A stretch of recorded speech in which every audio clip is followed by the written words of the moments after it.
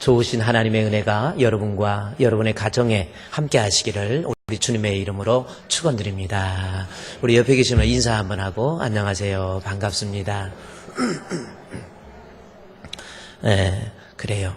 자, 오늘은 내일 모레가 원래 어버이날이죠. 그런데 어버이 주일로 지키는 것이 더 성도들에게 효과적일 것 같은데 오늘은 어버이 주일보다도 어린이 주일로 먼저 지킵니다. 그래서 우리 교회에서 어린이 주일로 지키고 원래 다음 주 어버이 주일로 지켜야 되는데 다음 주가 또 우리 선교 비전을 위한 또 예배가 또 드려지기 때문에 제가 좀 말씀의 본문을 좀 바꿔서 드려야 될 것 같아요. 그래서 오늘은요, 어린이 주일 맞이해서 우리 아이들을 어떻게 길러야 됩니까? 라는 그 질문에 대한 대답. 어떻게 우리 아이들을 길러야 이 아이들이 하나님 앞에 복 있는 아이들이 될 수 있을까라는 거 하나님 말씀을 통해서 살펴보고 은혜를 나누고자 합니다.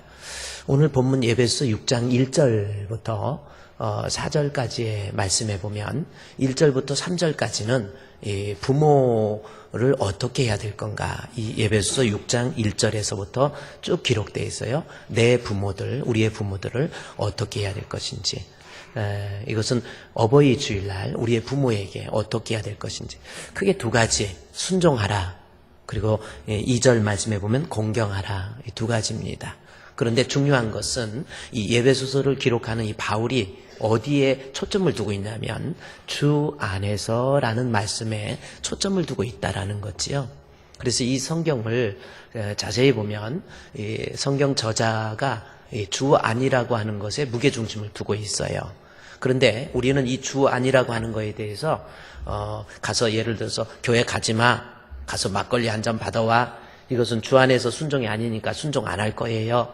그런데 열심히 교회 다녀라, 이것은 주 안에서 순종이니까 순종할 겁니다. 우리가 그렇게 생각하는데 그거 아닙니다. 여기서 주 안이라고 하는 것은 상당히 중요한 의미이고, 그러면 내가 임의로 생각해서 이것은 주 안이고 주 안이 아니다라는 그렇게 생각할 수 있는 문제가 아니라는 거예요. 그 내용에 대해서는 우리가 다음 주에 못하면 내년에라도 주 안에서 순종이 무엇인가라고 하는 것에 대해서는 좀 살펴보고요.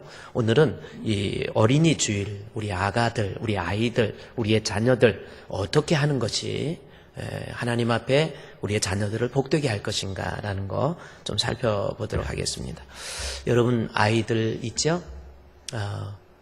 정말 얼마나 복되고 자랑스럽습니까? 이미 다 커버린 자녀들도 있을 것이고 이제 막 길러야 되는 아이들도 있을 수 있습니다.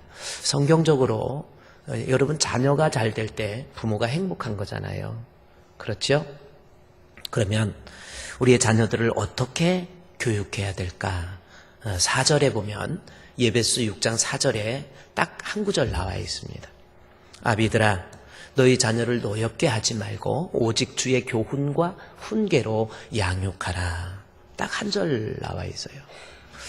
자, 이 본문을 한번 보면 여러분은 어떻습니까? 한번 생각해 보세요. 여러분의 자녀들 잘 교육하고 있습니까? 노엽게 하고 있습니까? 주의 교훈과 훈계로 양육하고 있습니까?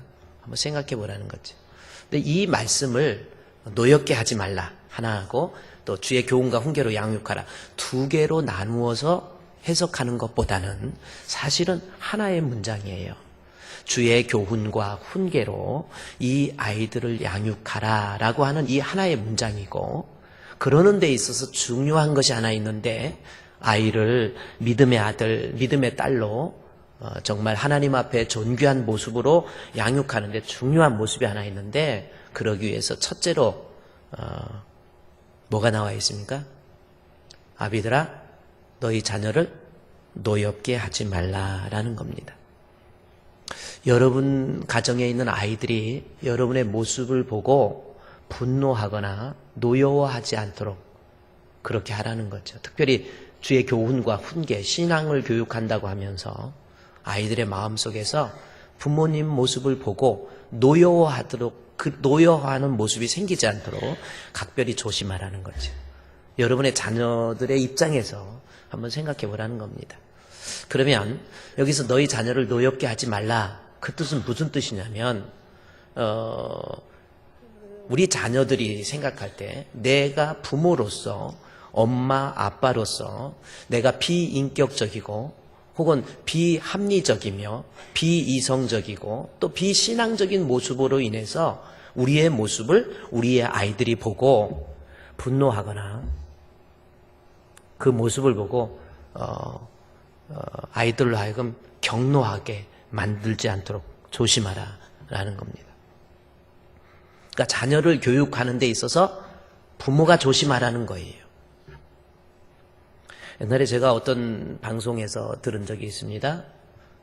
장로님이신데 장로님 젊은 나이에 장로님 돼서 아이를 힘들게 아기 그렇게 쉽게 낳지 않잖아요. 쉽게 낳는 사람도 있지만 정말 힘들게 아기를 낳는데 딸을 낳았어요. 얼마나 이쁘겠습니까? 이쁘겠어요? 안 이쁘겠어요? 남의 새끼니까 별로 안 이쁩니까? 이쁘지요. 아기들 얼마나 이쁘겠습니까? 여러분은 애들을 쉽게 낳아서 모르는데 저는 13년간 아이가 없었잖아요. 애들 보면 너무너무 이쁜 거야. 근데 이 장로님도 이 아이가, 이 딸이 너무 이쁜 거예요. 그래서 사랑으로 얼마나 두 부부가 키웠는데 커가면서 애가 이상해지는 거예요. 말도 제대로 안 듣고 애가 반항적이고 또 그냥 어린 나이에서부터 막 화장을 하고 화장도 어떻게 이상하게 막 진하게 하고 무슨 공연 오페라 공연하는 화장처럼 막 이렇게 하고 줄리어드처럼 그렇게 하고 그래가지고 화장을 진하게 하고 그러니까 아빠 엄마가 그냥 속이 터지는 거예요. 늘 반항적이지. 막 또 옷 입은 거는 도저히 아빠로서 받아들일 수 없을 만큼 그렇게 또 옷을 입고 다니지. 그러니까 아빠 입장에서 속이 터지지요. 그런데 저녁에 항상 시간을 10시까지 들어오도록 밤늦게 들어오니까 그냥 막 애가 막 반항을 해서 그럼 11시까지로 연장을 해줬대요. 11시까지 들어오도록 그렇게 이야기를 하고 그랬는데 어느 날 TV에서 뉴스를 보는데 못된 사람 만나가지고 무슨 막 성적인 범죄를 당했다 이런 소리를 아빠가 들으니까 이 딸아이가 어디 나가서 무슨 일이 있을까 봐 걱정이 되는 거예요. 그래서 11시까지 시간 연장해주고 들어오라고 그랬는데 8시, 9시, 10시가 돼도 11시가 돼도 안 들어오더니 11시 5분, 10분, 20분, 12시가 넘어도 안 들어오더니 한 12시 30분쯤에 아빠가 현관에 앉아있다가 애 들어오기만 바라고 있는데 갑자기 12시 넘어서 문 여는 소리가 찍찍찍찍 나는 거예요. 나가지고 문을 딱 여니까 아이가 들어온 거야. 아빠가 그 딸을 보면서 얼마나 화가 나는지 막 뭐라고 하면서 이 녀석아 지금 몇 시냐고 너 왜 똑바로 하고 다니잖아요. 머리는 그게 뭐냐고 온갖 물들여가지고 노란색 파란색 물들이고 다니고 그 옷이 그게 뭐냐고 막 뭐라고를 하니까 지금 몇이냐고 그랬더니 그 아이가 하는 말이야. 아빠 아버지 나 간섭하지 마세요. 그냥 놔두세요. 이래버리는 거예요. 그러니까 그 아빠가 화가 나가지고 그 자리에서 자기도 모르게 순간적으로 아이 뺨을 때려버렸어요. 뺨을 때리니까 뺨을 맞은 그 아이가 아빠를 딱 쳐다보면서 하는 말이 아빠가 장로님이잖아요. 아빠, 아버지, 장로님! 나는 지금까지 아버지의 모습을 통해서 예수님의 모습을 한 번도 본 적이 없어요. 장로 그만두세요. 이래버리는 거예요. 그러니 아버지가 그 소리 하고 지는 집 방으로 들어가 버리고 아버지가 그 소리 듣고 충격을 받은 거예요. 막 피가 거꾸로 솟는 것 같아. 가만히 서 있다가 아버지가요. 여러분 어떻게 할 것 같아요? 아버지가 집에 들어가서 방에 들어간 거예요. 방에 들어가가지고 털퍼덕 주저앉아가지고 눈물이 나더라는 거예요. 내가 지를 어떻게 키웠는데 눈물이 막 나기 시작하는 거예요. 계속해서 눈물이 나더니 나중에는 통곡을 하는 거예요. 아버지가 통곡하고 그런데 하나님 앞에 기도하고 그 자리에서 무릎 꿇고 기도가 나오더래요. 하나님, 제가 우리 딸아이한테 예수님의 모습을 한 번도 보여주지 못했다. 하나님, 제가 잘못했습니다. 하나님, 제가 잘못했어요. 회개하고 눈물 흘리고 한참 울다가 눈물을 닦고 딸아이 방에 가는 거예요. 노크를 합니다. 딸은 아버지 그 혈기 부리는 거 있잖아요. 장로인데 막 혈기 애들한테 막, 그리고 엄마한테 혈기 부리는 거. 그걸 알기 때문에 노크를 하고 그러길래, 야, 터질 일이 터졌나 보다.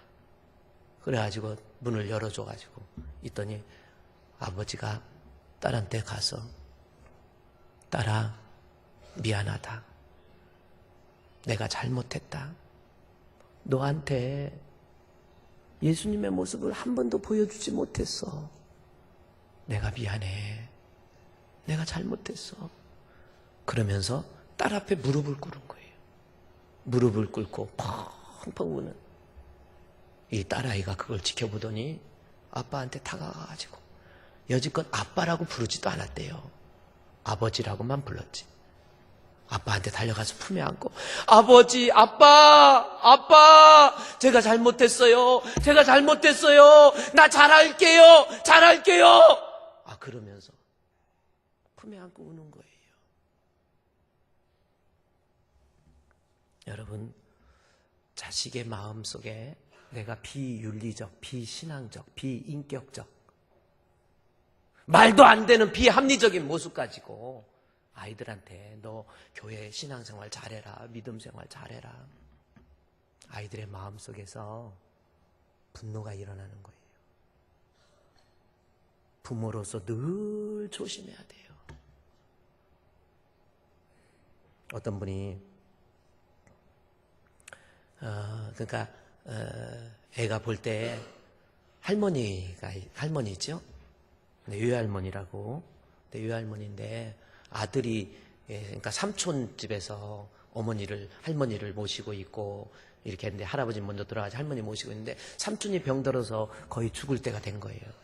그리고 병원에서 이 외숙모는 삼촌 간호하느라고 막 시간도 없고, 그러니까 할머니를 잠깐 그 딸 집으로, 그러니까 애가 볼 때 자기 집으로 이렇게 좀 봐달라고 오신 거예요. 그런데 그 집에 자기 아버지가, 그러니까 장모님이죠. 아니, 죽어도 아들 집에서 죽는 거지 왜 딸 집에 왔냐고. 왜 딸 집에 왔냐고. 가라고. 막 화를 내면서 밥 먹을 때도 막 화내고 문 딱 닫아버리고, 왜 딸 집에 왔냐고. 딸은 부모 모시면 안 됩니까? 그러면서 애한테, 야, 너는 부모한테 효도해야 네가 복 받아. 그게 말이 먹힙니까? 아이의 마음속에 비신앙적, 비인격적 모습으로 인해서 경록해 되는 거예요. 그 아이가 무서운 사람 되는 거예요. 부모가 어떤 모습이냐? 유명한 사회학자 네오버스 카글리아라고 하는 사람이 있습니다. 그 사람이 쓴 책에 보면 성격적인 문제, 또 어떤 사회성이 떨어지는 문제, 또 부부간의 갈등을 일으키는 자꾸 이런저런 문제 원인을 자세히 파악하고 따져봤더니 거의 어렸을 때 커가면서 부모로부터 받은 상처가 그 사람의 마음속에 있더라라는 겁니다. 그러니까 내가 약간 좀 이상하고 이렇게 이런 거예요. 부모한테 사랑을 못 받은 거예요. 부모의 비인격적인 모습으로 인해서 받았던 상처 때문에 생겨난 일들이 많이 있더라라는 겁니다. 애들 앞에서 조심해야 돼요. 부부가 살면서 늘 아버지가 엄마 때리고 엄마 괴롭히고 엄마한테 욕하고 이랬다가 아이들한테 다른 거 교육하고, 특히 신앙 교육한다고 부부가 실컷 싸우고 난 다음에 애한테, 야, 열심히 교회 다녀, 너 신앙생활 잘해. 내 아비들아, 너희 자녀를 경록해, 노엽게 하지 말고. 그렇죠? 그래서 부부가 서로 사랑하면서 이해하면서 덮어주고. 제가 그랬죠. 작년에 부부가 싸울 일이 있으면 싸워야지 어떻게 합니까? 한 번도 안 싸우면 그 스트레스 받아서 죽어요. 그러니까 싸우세요. 근데 싸울 때 가능한 집에서 싸우지 말고, 여보, 기분 나빠, 빨리 짐 싸! 그래가지고 강원도나 어디 좋은 콘도로 가서, 호텔에 가서 싸우세요. 부부가 사랑하지 못하면서 애들한테 교육해보세요. 아이들의 마음에 경노의 마음이 생긴다라는 겁니다. 늘 교회 비판하고 그런 사람 있죠? 늘 부정적으로 이야기하고. 성도들 어떤 때는 막 목사님 좋다고, 목사님 은혜 받았어요, 목사님 좋아요, 목사님 사랑해요, 그렇다가 어느 날 갑자기 또 말씀 들으면 자기 들으라고 하는 말 같고 뭔가 가슴에 거리끼면 그때부터 팍 돌았습니다. 아니, 그러면 성경 말씀은 좌우의 날선 어떤 검보다 예리하다고 그랬는데 항상 지 비유에 맞아야 됩니까? 자기 비유에 안 맞다고 좋다고 했다가 나 지금 실족했어, 나 지금 상처받았어. 그리고 애들한테도 야, 교회 너무 열심히 다니지 마.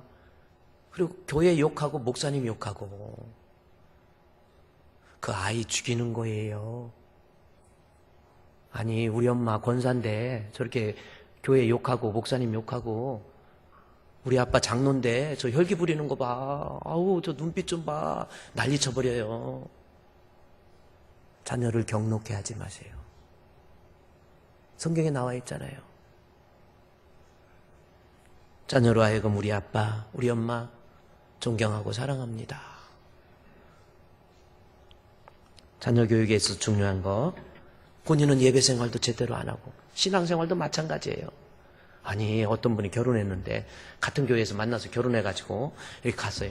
그래서 교회 중직자고 그래가지고 결혼해서 이제 시아버지가 됐는데 이렇게 어느 날 이렇게 보니까 예배 시간에 수요 예배 같은 경우도 집에 있는데 안 온대. 야, 너나 가라 그런다는 거예요. 교회 중직자인데. 심야 기도도 아니에요. 직장 생활하면서 부득이하게 못 나오는 건 말고 집에 있으면서 교회 안 간다라는 거죠. 여러분, 내가 예배 생활에 본이 되고 기도 생활에 본이 되고 그래야 자녀에게 그게 교육이 되는 거지. 아니, 목사님 결혼해서 보니까요, 시아버지 정말 질렸어요. 세상에 저런 사람이 어디 있어요. 나 저런 사람인지 몰랐어요. 시어머니가 세상에 저런 사람인지 몰랐어요. 그래서 가능한 같은 교회에서는 결혼하지 마세요. 우리 빼고. 여러분, 항상 우리 자녀들 앞에서는 조심해야 돼요. 두 번째, 노엽게 하지 말라라고 하는 것을 통해서 우리가 항상 비인격적이고 비신앙적인 모습, 그런 것 가지고 교육하면 안 되고, 내가 믿음을 가져도 진짜 예수 영접해야 된다는 거예요.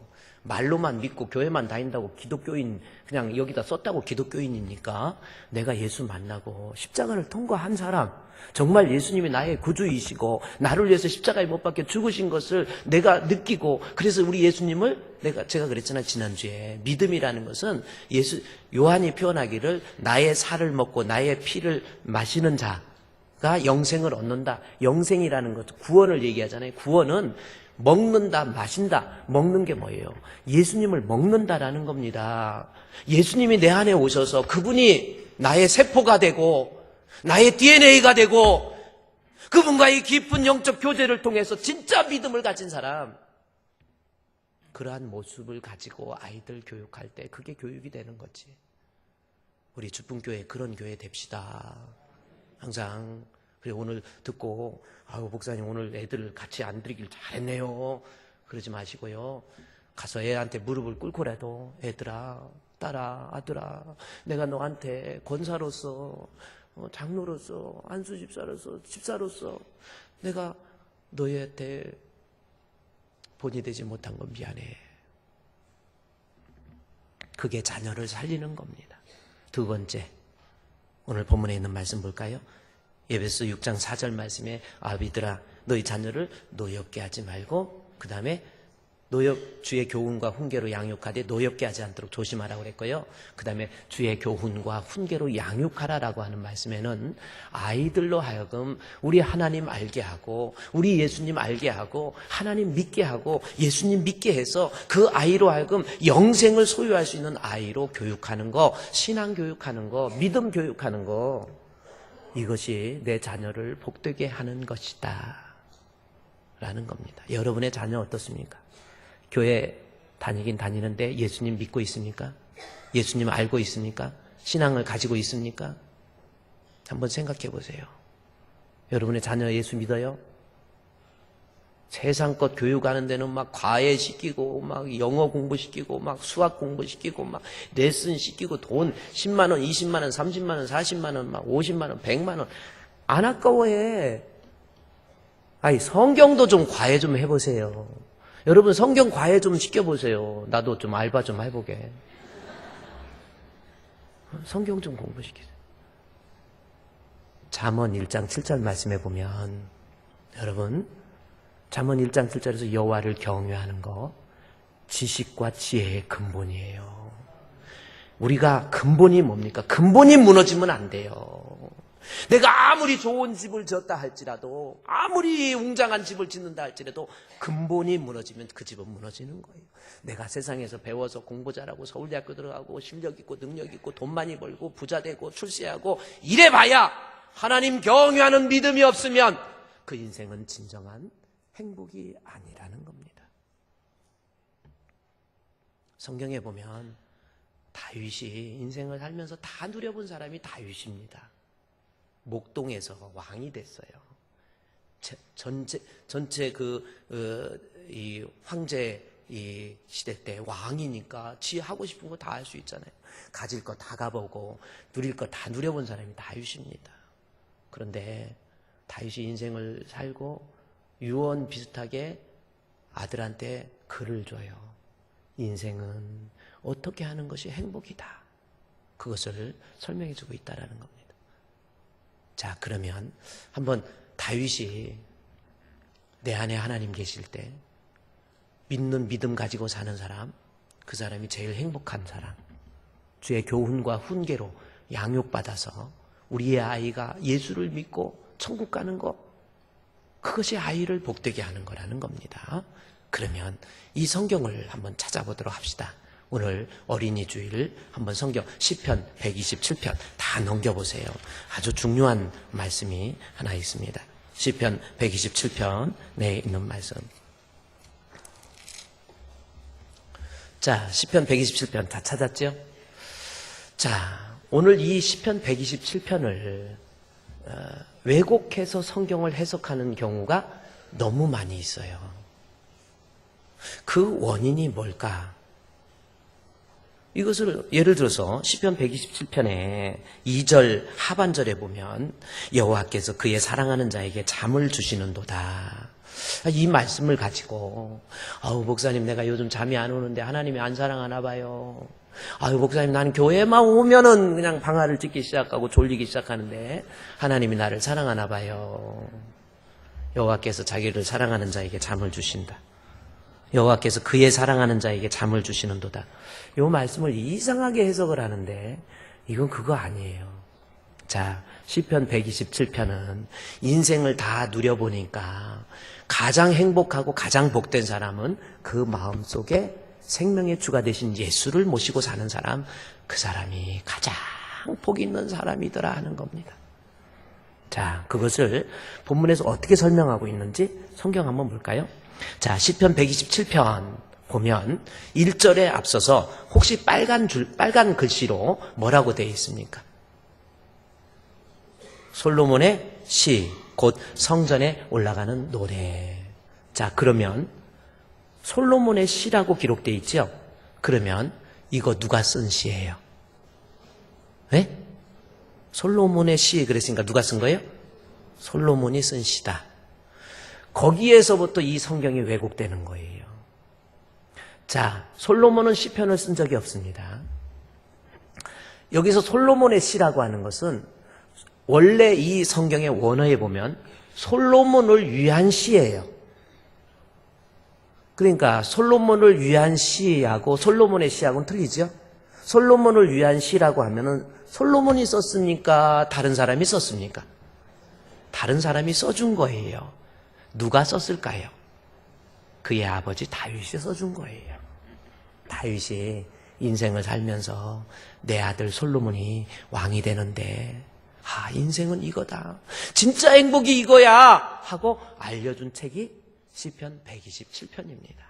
그래서 127편에 솔로몬을 위한 시의 내용인데 어떤 내용을 글을 썼는지 볼까요? 시편 127편 1절, 2절 말씀해 보면 여호와께서 집을 세우시지 아니하면 세우는 자의 수고가 헛되며 여호와께서 성을 지키시지 아니하면 파수꾼에 깨어있음이 헛되도다. 너희가 일찍이 일어나 늦게 누웠고 수고의 떡을 먹음이 헛되도다. 그러므로 여호와께서 그의 사랑하는 자에게 잠을 주시는도다. 자, 이 말씀을 보면 여기 먼저 이해해야 될 게 뭐냐면 집이라는 단어가 나오죠.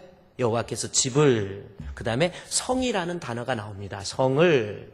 자, 히브리인들에게 있어서 집과 성은 같은 의미예요. 집은 협의의 의미로서 조그마한 집들을 얘기하는 거고, 집들이 모여 있는 것이 CD, 다시 말해서 성을 얘기하는 거예요.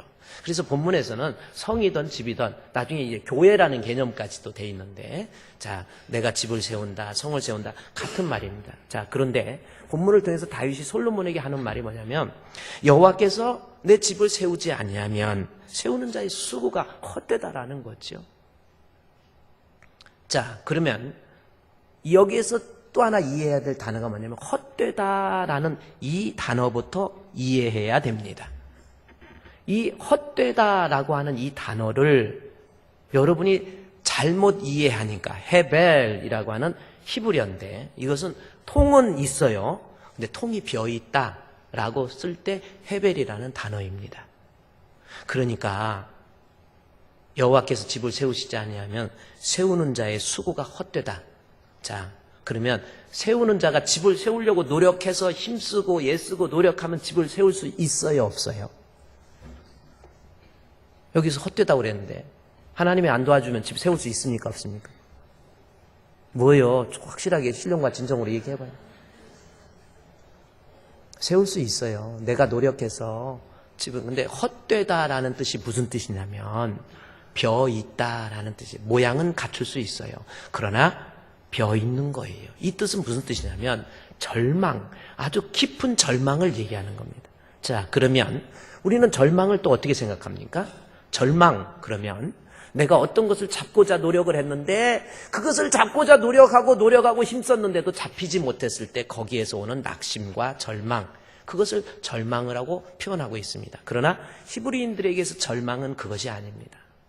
절망은 내가 다 가꾸고 싶어서, 이루고 싶어서 이루어 보았는데 이루어 보고 나니까 공허하더라. 이것이 절망이라는 뜻이에요. 따라서 여호와께서 집을 세우시지 않았다라. 이것은 뭐예요? 내가 열심으로 수고하고 힘써서 집도 세우고 내가 열심으로 수고해서 성도 지키고 지킬 수 있는 거예요. 집도 세울 수 있고 지킬 수도 있지만, 그러나 여호와가 계시지 않으면 하나님이 그곳에 역사하지 않으시고 하나님이 그곳에 임재하지 않으시고 하나님이 그곳에 통제하지 않으시고 하나님이 그곳을 경영하지 않는 곳이라고 한다면, 그 어떤 것을 이루어 놨다 할지라도, 아무리 돈을 많이 모았다 할지라도, 아무리 아름다운 집을 세웠다 할지라도, 아무리 내 성을 지켰다고 한다 할지라도 거기에는 내 인생의 절망, 참된 기쁨 없고 만족 없고 행복 없고 즐거움 없다라는 뜻이에요. 하나님이 여호와가 함께, 다윗이 고백한 거예요. 내가 다 모아봤더니, 그래서 2절 말씀에 너희가 일찍이 일어나서 늦게 누우며 수고의 떡을 먹음이 헛되도다, 이 말씀이 있습니다.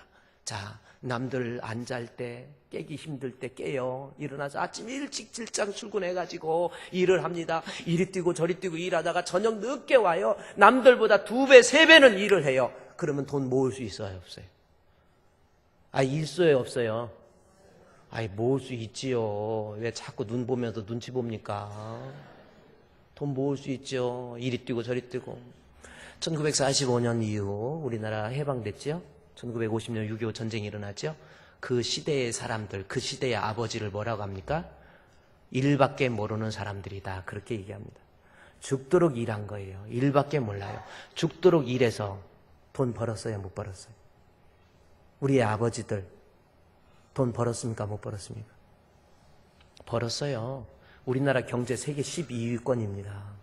엄청난 부자 됐어요. 사람이 수고하면, 아침에 일찍 일어나고 저녁 늦게 누우면 돈을 벌 수 있어요. 그러나 수억 원의 재산을 모았다 할지라도, 내가 높은 자리에 원하는 그 자리에 올라갔다 할지라도, 내가 대통령이 되고 장관이 됐다 할지라도 내가 이루고 싶고자 하는 것을 이루었다 할지라도 여호와 하나님이 그곳에 계시지 않으면, 하나님이 함께하지 않으면, 하나님의 경영이 없는 곳이라고 한다면, 하나님의 통치가 없는 곳이라고 한다면 거기에 진정한 기쁨과 행복이 없더라. 이것이 지금 다윗이 그 아들 솔로몬에게 하는 소리예요. 여러분, 그렇습니다. 돈 많은 사람, 거기에 하나님 안 계시면, 여호와의 경영이 없으면 그 사람 행복하지 않습니다. 이건희 삼성회장 행복합니까? 수천억의 재산, 수조원의 재산 행복합니까? 대통령 올라가서 행복합니까? 내가 어떤 것을 이루었다고 나는 됐어, 그럽니까? 여호와 하나님이 계시지 않으면, 내 안에 하나님이 계시지 아니하면, 우리 하나님이 나의 경영에 간섭하지 않으시면 그 사람의 인생은 행복이 아니에요. 헛되다라는 겁니다. 헛된 게 뭐예요? 모양은 만들어져 있지만 비어있는 거예요. 공허한 거예요. 끝없는 절망이에요. 이루어봐도, 목표를 달성해봐도, 내가 그렇게 사랑했던 돈을 모아봐도, 그렇게 추구했던 권력을 잡아봐도 하나님이 함께하지 않으시면, 하나님이 그와 동행해 주시지 않으시면 하나님 없는 인생, 결코 행복한 인생이 아니라는 겁니다. 그러면서 그 다음 절에 다윗이 뭐라고 고백합니까? 2절에 너희가 일찍이 일어나 늦게 누우며 수고의 떡을 먹음이 헛되도다. 그러므로 여호와께서 그의 사랑하는 자에게 잠을 주시는도다. 이게요, 보세요. 아니, 느닷없이 뭔 사랑하는 자에게 잠이 나옵니까? 앞뒤 문장이 전혀 안 맞는 것 같잖아요. 그렇죠? 아니, 왜 느닷없이 잠이 나와요, 여기에. 여호와께서 그 사랑하는 자에게 잠을 주시는도다. 아, 이거는 느닷없이 쓴 게 아니라 앞에 연관되어 있는 말이 있다라는 겁니다. 그래서 사랑하는 자에게 잠을 주신다 할 때 앞에 뭐가 들어있어요?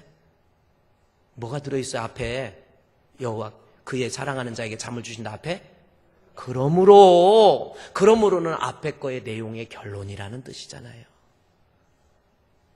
하나님 없는 인생 결코 행복하지 않다. 그러므로 내 인생의 진정한 행복을 위해서 솔로몬아 앞으로 이렇게 하라는 뜻이에요. 그게 어떻게, 그러므로 네 인생의 행복을 위해서 이제는 헛되니까 일하지 말고 잠이나 자라, 그 뜻인가요? 아니에요. 여러분이 그 다음 구절을 해석하려면 히브리인들이 가지고 있는 메시아 대망 사상을 이해를 해야 돼요. 그게 뭡니까? 그 본문 다시 띄워주시면 2절 말씀에 그러므로 여호와께서 그의 사랑하는 자에게 잠을 주신다. 이 말씀은요, 히브리인들이 가지고 있는 메시아 대망 사상을 알지 못하면 해석이 안 되는 거예요. 이게 뭡니까? 사랑하는 자. 다시 말해서 이스라엘 백성에게 계속해서 강조하는 것이 뭐냐면 하나님께서 사랑하는, 즉 메시아를 보내서 이스라엘 백성을 구원해 주신다 할 때 메시아에 대한 또 다른 칭호가 뭐냐면 하나님이 사랑하는 자를 너희들에게 보내서, 하나님이 사랑하는 자를 너희에게 보내서, 그런 거예요. 그러니까 여호와께서 그의 사랑하는 자라고 하는 것은 우리를 구원해 주실 메시아에 대한 메시아의 사상을 담고 있는 그 용어가 그 사랑하는 자라는 거예요. 그래서 우리 예수님께서 마태복음에서 세례를 받으시잖아요. 하늘에서 비둘기가 내려오면서 하늘에서 음성이 나서 이르되 이는 내 뭐 하는 자니? 사랑하는 자니. 자, 그러면 여호와께서 그의 사랑하는 자는 누구예요? 우리의 생명의 주가 되신 예수 그리스도예요. 예수님에게 뭘 준다? 잠을 준다. 자, 잠이 뭔지. 자, 히브리어로 보면 이 본문을 쉐나라는 단어를 쓰고 있어요. 쉐나라는 단어가 무슨 단어냐면 죽음을 얘기하는 단어입니다. 자, 하나님께서 아담을 깊이 잠들게 하심에 그때 쉐나를 쓰고 있어요. 죽었다라는 거죠. 아담을 죽게 해서 배를 열어서 갈비를 취해가지고 하와를 만듭니다. 우리 예수님 죽으심을 얘기하는 거예요. 우리 예수님 죽으심으로 인해서 몸을 여셔서 물과 피를 쏟으시고 그의 자녀들에게 생명을 주시는 예수님. 따라서 그의 사랑하는 자라고 하는 뜻은 무슨 뜻이냐면 그냥 내가 누구 사랑하는 자에게 잠준다, 그것이 아니에요. 구약의 이스라엘 백성들이 가지고 있는 메시아 대망 사상입니다. 다시 말해서 메시아 대신 예수 그리스도의 십자가의 죽으심, 다시 말해서 그러므로 인생은 내가 수고해서 그 어떤 것을 모은다 할지라도, 아무리 부자가 됐다 할지라도, 아무리 내가 성공했다 할지라도, 아무리 좋은 집을 짓고 산다고 할지라도 그 안에 예수가 계시지 않으면, 그 안에 생명의 주가 되신 예수님이 안 계시면 그 가정은 행복한 가정이 아니고 절망적인 깊은 절망의 가정. 그래요. 60년 70년 예수 없이 살다가 돈 가지고 지 마음대로 떵떵거리고 살다가 그게 복입니까? 생각해 보세요. 그게 정말 복이에요? 아니잖아요. 예수 그리스도를 믿음으로 말미암아 내 인생의 진정한 행복은, 야 솔로몬아, 네가 부자가 되고 네가 권력을 잡고 네가 왕이 되고 네가 모든 거 다 누렸다 할지라도 네 안에 예수가 없으면, 네 안에 구속의 주가 되신 메시아가 계시지 않으면 네 인생은 결코 행복하지 않아. 이것이 오늘 시편 127편에서 다윗이 죽으면서 유언 비슷하게 한 내용이 바로 이 시예요. 이제부터 졸다가 나 사랑하는구나 그런 소리 하지 마세요. 우리 예수님 그거예요. 예수 믿어야 행복한 겁니다. 여러분의 자녀에게 예수 가르치세요. 세상 것 가르치고 출세시키고, 아니에요. 근본을 모르고 여호와를 경외하는 것이 지혜의 근본인데, 근본을 모르고 다 이루어 본들 그 인생, 비참한 인생, 불쌍한 인생, 성경은 분명히 이야기하잖아요. 그러면서 다윗이 솔로몬아, 하나님 사랑하는 자에게 잠을 주시는, 즉 장차 오실 메시아를 영접함으로 내 인생은 진짜 행복한 인생, 생명의 인생, 구원의 인생, 특별히 성을 지킨다는 말을 통해서 구원이라고 하는 개념을 내포하고 있단 말이에요.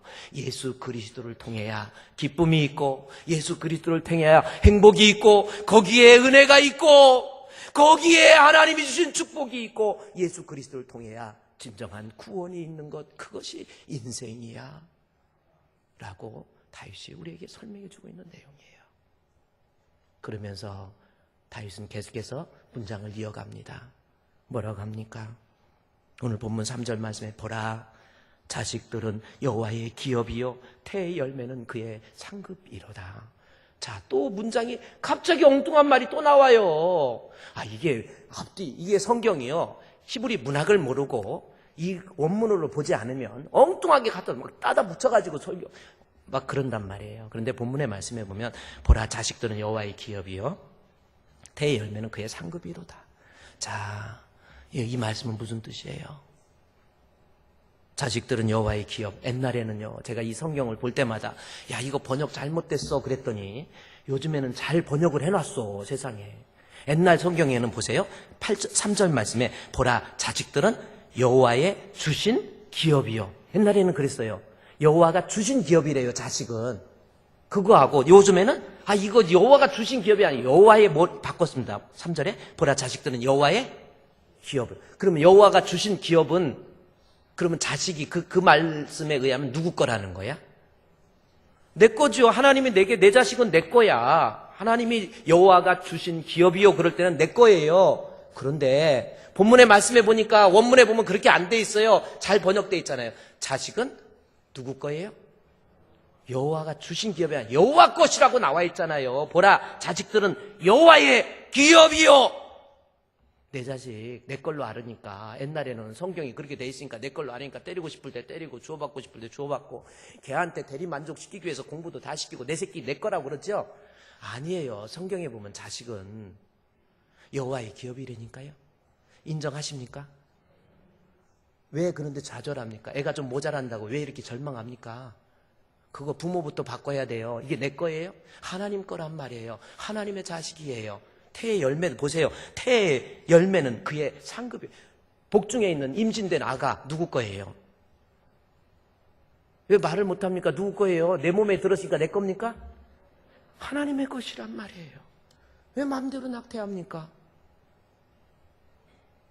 미국에서 어떤 분이 목회하면서 그 이야기를 들은 거예요. 부부가 살다가 첫째 아기 낳고 사는데 막 목사님한테 와서 울면서 목사님 나 이 남자하고 이 새끼하고 헤어질 거라고. 왜 그러니까 이 새끼 바람났어요 하면서 이 새끼하고 헤어진다고 그래가지고 그리고 뱃속에 있는 아기 지워버리겠다고. 나 이 새끼 애기 싫다고 막 지워버린다고 막 그래가지고 그래서 목사님이 아니야 그거 아니야 태중의 아이를 당신이 지우고 싶다고 지울 수 있는 것이 아니야 그 태중의 아이도 하나님의 것이야 지우면 안 돼 집사님 지우면 안 돼 아이 싫어요 나 그 새끼 보기 싫어서 빨리 지워버릴 거예요. 이랬다가 목사님이 축도하면서 태의 열매에 대해서도 축도하면서 여호와의 기업이라고 얘기하면서 그리고 나서 그분이 아기를 지웠을까요? 안 지웠을까요? 은혜를 받고 안 지웠어. 안 지워서 태어났는데 둘째가 태어났는데 세상에 그렇게 이쁜 새끼가 처음 있더라는 거예요. 아니 왜 이렇게 공부는 또 잘하고 막 완전히 이 아시아적인 아메리카 스타일 있잖아요. 꼭 저를 얘기하는 건 아니고 애가 너무 똑똑하고 너무 좋은 거예요. 그래가지고 세상에 목사님 내가 그때 얘 지웠으면 어떡해요? 잘못해. 안 지워. 하나님의 것이에요. 안 지웠고 그 새끼도 돌아왔고 다시 그 새끼도 회개하고 돌아왔대요. 또 여러분 내 자식 내 거 아니에요? 복중에 있는 아가도 내 게 아닙니다. 옛날 성경 저희가 여러분 자세히 한번 보세요. 보라 자식들은 옛날에는 여호와의 주신 기업이라고 돼요. 여호와의 기업으로 바꿔놨잖아요. 태의 열매도 주님 것입니다. 소유권이 그의 해서 3인칭 단수 소유격을 썼잖아요. 하나님의 것이에요. 그러면서 여기 4절에 보면 젊은 자의 자식은 장사의 수중에 화살 또 이게 또 이상하게 무슨 또 전쟁 이야기가 나오면서 또 이게 또 이상하게 해석을 합니다. 왜 그렇습니까? 히브리인들의 문화적 특징을 이해를 못해서 그래요. 젊은 자의 자식의 장사의 수중에 화살 같다 이게 무슨 뜻인 줄 아세요? 여러분 우리나라에서 아기 나면 아들 나면은 옛날에 집에다 이렇게 새끼 줄에다 뭘 했죠? 빨간색 꽃줄을 꽂아놓고 우리 아들 낳았다. 그럼 딸 낳으면 뭐예요? 네? 수술 또 까만 수술 이렇게 해놓고 왜 그러는지 모르지만 하여튼 그게 우리 전통입니다. 히브리인들의 전통. 아기 낳았을 때 활과 화살을 걸어놔요. 지금 그 본문을 이거를 이해를 못하니까 무슨 전쟁에서 아들 많으면 동네에서 목사님 맞습디다. 동네에서 내가 좀 한 달 맡고 있었더니 우리 아들이 막 수십 명까지는 아니고 몇 명 있는데 다 기어나와갖고 개박살 났어요. 지금 그런 느낌으로 받아들이잖아요. 자식 많아가지고 가서 복수해줘서 좋다. 그거 아니에요. 지금 본문에서 아주 기가 막히게 다윗이 여호와의 기업, 자식이 어떤 자식인가? 자식을 진정으로 복되게 하기 위해서는 생명의 주가 되신 메시아 예수 그리스도를 믿어야. 나중에요 5절에 여기 성문에서 그의 원수가 담판할 때 담판이 심판이라는 뜻이란 말이에요. 제가 오늘 또 설교가 길어지면 또 여러분 저를 또 미워할 수 있으니까 여기까지만 하는데 좋게 얘기할 때 들으세요. 우리의 자녀들 노엽게 하지 마세요. 그리고 내 자녀 주의 교훈과 훈계로 양육하세요. 어떤 집사님이 목사님 우리 애기 내가 믿음을 갖고 보니까 예수를 안 믿고 교회도 안 다니고 꺼드럭거리고 폰만 잡고 다니고 지옥 간다고 생각하니까 내가 죽겠어요. 막 속이 울렁거려요. 어떻게 해요? 어떻게 해요? 진짜 신앙을 가지면 여러분 자식 주의 교훈과 훈계로 양육하세요. 뭐 다른 거 가르치고 뭐하고 너무 그러지 마요. 공부 1등 너무 그러지 마세요. 꼴등도 힘들어요. 1등도 힘들지만 이 꼴등 여러분 해보셔도 알죠. 진짜 힘든 게 꼴등이에요. 아무나 꼴등하는 줄 아세요? 1등도 힘들고 꼴등도 힘들어요. 근데 제일 좋은 게 제가 뭐라고 했어요? 중간 정도 하면 됩니다. 1등 하면은 늘 저놈이 나를 잡아먹을 것 같아서 항상 막 누구를 자꾸 경계하고 매사가 살면서 그래요. 꼴등 하면 늘 열등감에 너무 그러니까 제일 중간. 앞에도 사람이 넉넉하고 뒤에도 넉넉해가지고 항상 anything okay 이러고 하니까 이런 애들이 잘 살고 씹도 잘 가요. 여러분. 공부 좀 못하고 이게 화장 이렇게 잘하는 애들이 또 씹도 잘 가요. 너무 5살 때 겨우 말을 하기 시작하고 글을 읽을 수 없어가지고 따돌림 당하던 사람. 그래가지고 학교에서 산수는 늘 낙제돼가지고 산수를 너무 못해가지고 퇴학당해버렸던 사람. 그 사람이 아인슈타인입니다. 늘 하나 더하기 하나가 왜 둘이냐고 이해가 안 간다고. 그러면서 알을 품겠다고 계란을 품었던 사람 에디슨입니다. 학교에서 퇴학당했잖아요. 공부도 못하고 늘 상급하게 지나가면서 떨어져갖고 3번 상급학교 떨어져갖고 재수해가지고 늘 꼴찌해가지고 그 아들 손잡고 집에 오면서 이 같은 아들이 왜 우리 집에 태어났는지 이런 멍청이 같은 놈이 왜 태어났는지 그 아들이 로댕이입니다. 꼭 공부 잘해야 잘 됩니까? 진짜 예수부터 심어주세요. 부모가 믿음에 확신이 없으니까 이게 안 되는 거예요. 주의 교훈과 훈계로 양육할 수 있는 우리 성도들 됩시다. 오늘은 여기까지.